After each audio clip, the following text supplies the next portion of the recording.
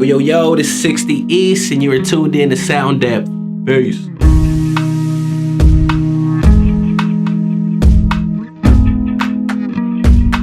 Project-wise, you got something that just kind of dropped, right? What's up with that? I just released a project with Ariano. You know Ariano, you worked with them before. We had linked randomly. I wanted to work with them. I wanted to step outside of my box and kind of step into the alternative world. And we did that. Like over the past 2 years, we must have did like 20 songs together.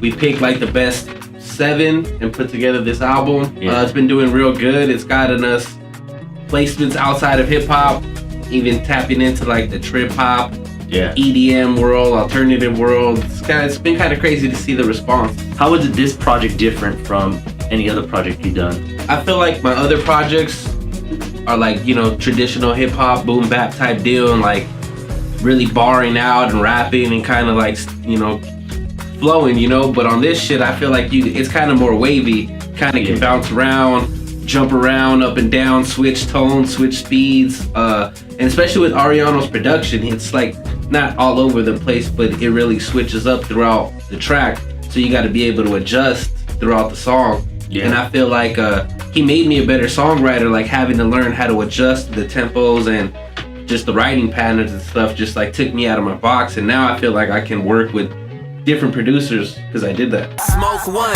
for your mans in the pen, for your family you ain't gonna see again. Smoke one just to get about your head, roll it up. Some tours coming through this summer, right? Yes, so go sir. ahead. What kind of tours you got coming up? Well, I had just returned from a little Midwest tour I did with Apathy and Self-Titled. We went from Minneapolis to New York, or they went all the way around, but I went like halfway through the tour, came home, and then I'm gonna be going on tour with Elzai and Crisis, who just formed a group called Jericho Jackson, signed to Ninth Wonder's Jamala Records. Got picked up to do their their release party in LA, and that ended up turning into doing the whole West Coast tour with them. So that's gonna be from June 13th through the 23rd. I'm gonna come home for 5 days, and then I'm gonna take off to Europe. I'm booked for the E-Moves Festival, and then we're gonna do a week with Devin the Dude, and then a week solo. You said we. Me, Recipe, and not Wackoe.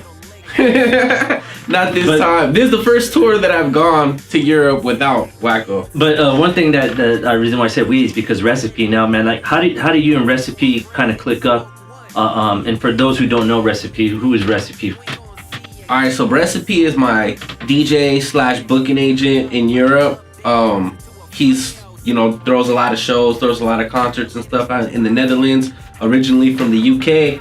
I linked up with Recipe on my first European tour. I was just like asking people on Facebook, like, yo, somebody connect me with people out there.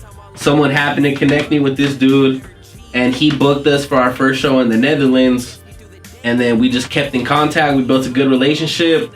And then, 6 months later, me and him were rocking Hip Hop Kent Festival. You were there too. Which is dope. I think that was one of the best hip hop festivals I've been to. Yeah. And ever since then, every tour that I've done, he's there DJing, tour managing, booking agent, all that. And we're 3 tours down? Last year, you kind of took a little bit of a break as far as like touring and stuff like that, because you put a lot of time and energy into independent festival. Yeah, well, I'd always liked event organizing. We've always thrown little shows with headliners. We've always liked bringing out headliners from out of town. Like when we were doing the first Dirt thing in Sacramento, we brought out Dead Prez, Locksmith, Cannabis, Immortal Technique, a couple other people out here. We did Blue, Elzai, Chino XL. And it was always in our goal to do like a big festival. And finally last year, the opportunity presented itself. I was able to, curate the whole lineup. I basically curated everything. And I just luckily met like some business people that were able to do some funding, help out. We made it happen. What would you say that was the most stressful thing as far as putting an event like that together?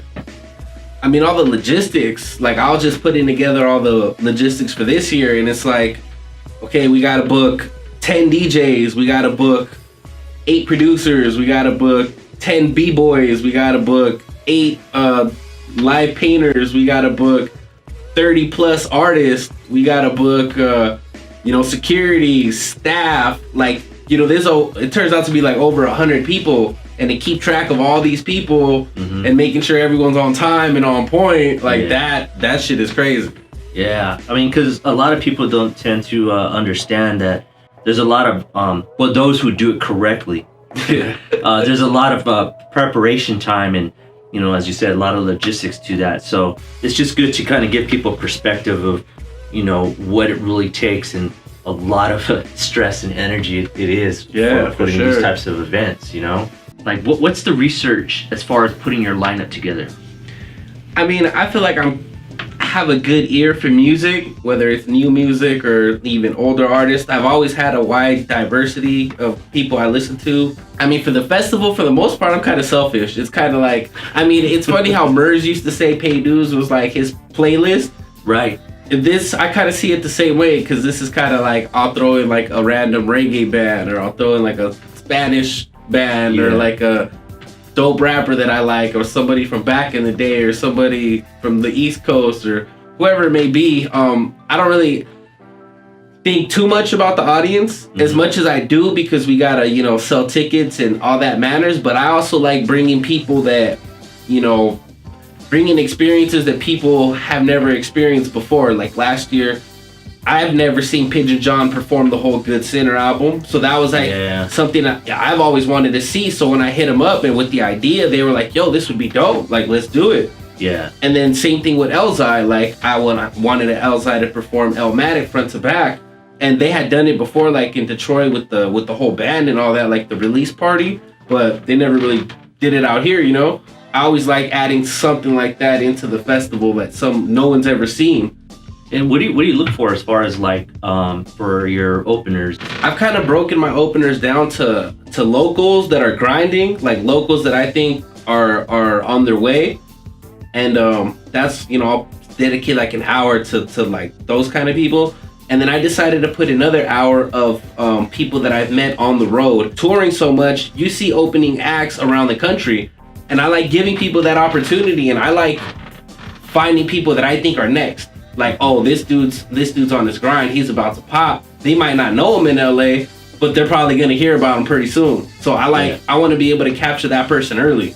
I've been wanting to sit down with different artists now and kind of talk about how everything has changed, because I think we kind of passed the SoundCloud little era type thing, and right now I'm still kind of trying to figure out what's the pattern and what's kind of working, that artists are able to come up, because you got like these young fresh artists that they're doing their billboards, they're charting billboards, they're killing it, and they haven't even been in the game more than like 2 years, So you coming up, what was your struggle you coming up, and then what do you think the struggle is now for an artist? I basically came up through the evolution of social media, so like I got to see all of that. So it's basically having to learn to adapt to everything, because there's a new app every day, there's a new service every day, there's a new thing every day.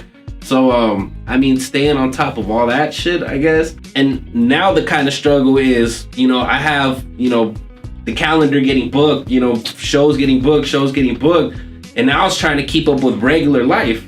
Like, now that's the kind of struggle, because now it's like, I'm about to be on tour. Exactly. And it's kind of like all what I've always wanted, but now it's kind of like, well, how am I going to take, I got to, take care of all this stuff at home and like do this and that. But I'm getting booked to be overseas or booked to be out of town, which is a blessing. But that's the struggle that I'm dealing with now. Is trying to figure out how to, keep my regular life going, because I'm still very much. Now I still think about you when the nights get lonely, cause there's only so much I can kick it with the homies. All the things that I told you, I wish I would've showed you. Live happily ever after, I thought we were supposed to. Yeah, I still think about you when the nights get lonely, cause there's only so much I could kick it with the homies. All the things that I told you, I wish I would've showed you. Live happily ever after, I thought we were supposed to. Now, what do you think now for an artist that's trying to come up now? What do you think the obstacles they're going to run through? And also too, how do you think that these certain artists that are coming up fast, what is it that they figured out? What was that pattern that they figured out?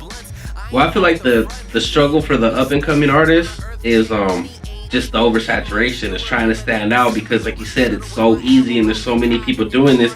I heard a recent stat saying there's I think it was 60,000 songs to Spotify a week. A week? A week. Wow. With just that genre? No, I mean like overall? just 60,000 new songs uploaded. So that's what you're competing with. So to stand out, you know what I mean? It's like super hard. And for the people that have done it, I feel like they've mastered the art of keeping people's attention, and they've mastered social media. Right, because attention span is like... Attention's the new currency. Yeah. If you're the person with all the attention, regardless of what you do, advertisers, people are going to start offering you money because you're the one, you got all these eyes on you. Right. Doesn't matter what you do. You don't even got to be good at rapping. You don't got to be good at anything. Which, if you can get motherfuckers to watch your Instagram, you can make a living. You got this podcast. And I had a cool opportunity to go ahead and follow you along with the most recent podcast that you have uploaded on your YouTube. Yeah, I was really, oh man, that's old school. I was really drunk in some city, and I was like, if I catch you, I was in an after party in someone's house, and I was like, you think I can catch your fish in your aquarium? They're like, fuck no. I was like, let's make a deal. If I can catch your fish, I'm fucking eating that shit. Go ahead and talk about what that podcast is about. Well, basically, I had read a book about this dude that wanted to travel to every country in the world before the age of 35. And instead of just writing his story, which would probably have been boring, he ended up talking about all the people he met on his journey and the journey they were on. So that kind of inspired me. Being a touring artist, I'm always on the road, I'm always touring, I'm always meeting new people, I'm always meeting new artists. So I wanted to start interviewing these artists that I meet on the road and getting their journey and their stories of touring and all that stuff. So that's basically the concept. What are some of the artists that you had a chance to sit with? Prof from Rhymesayers, Afro, Kosha Dills, independent fucking madman. I just had Jay Lately, who's on tour with Locksmith right now. Lyric Jones, dope female MC. Noah James, Vel the Wonder, young drummer. Well, cool, man. I appreciate you coming through. Thank you very much. Make sure you guys follow 60 East. Links below. Follow his YouTube, Instagram, Twitter, and all that cool stuff. And for those out of state, try to look for him on tour, man. So, man, this is Wackoe. Catch you on the next one.